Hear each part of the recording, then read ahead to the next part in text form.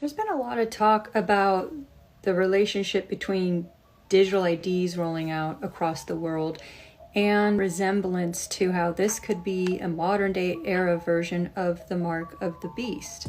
So let's get into it, as Vietnam just froze 86 million bank accounts back in September.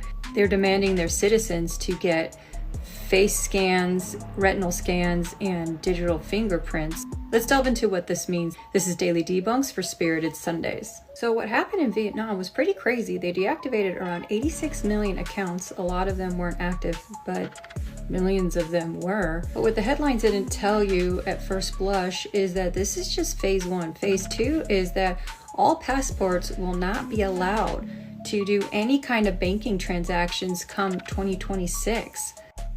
Now that's just for banking. China took it all the way to digital ID land, locking effectively 23 million of its citizens out if they do something that they feel is beyond their credits or acting outside of the law. A good score brings benefits, but people with low scores lose rights.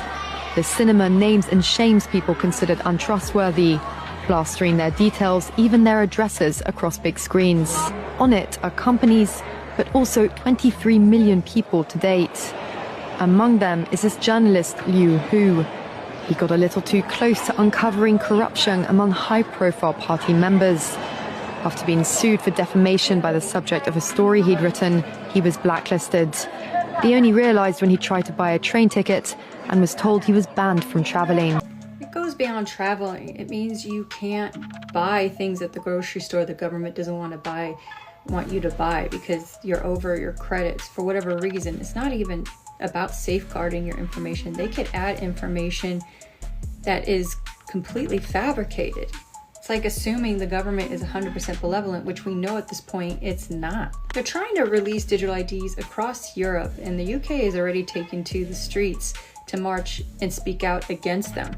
Back to the debunk. Revelations 13:16. This is where we learn about the mark of the beast on the right hand or the forehead to control your mind. A lot of people think it could be something like Neuralink. But what if it's just a matter of erasure of your own sovereignty and when you want to choose to share your information and where? There's a lot of videos on TikTok and YouTube and other places saying who will say no to the beast and where they should flee if you're more into the biblical context of this.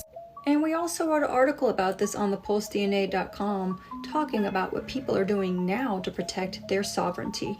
That's been your debunk for Spirited Sundays. Leave a like and share your thoughts in the comments.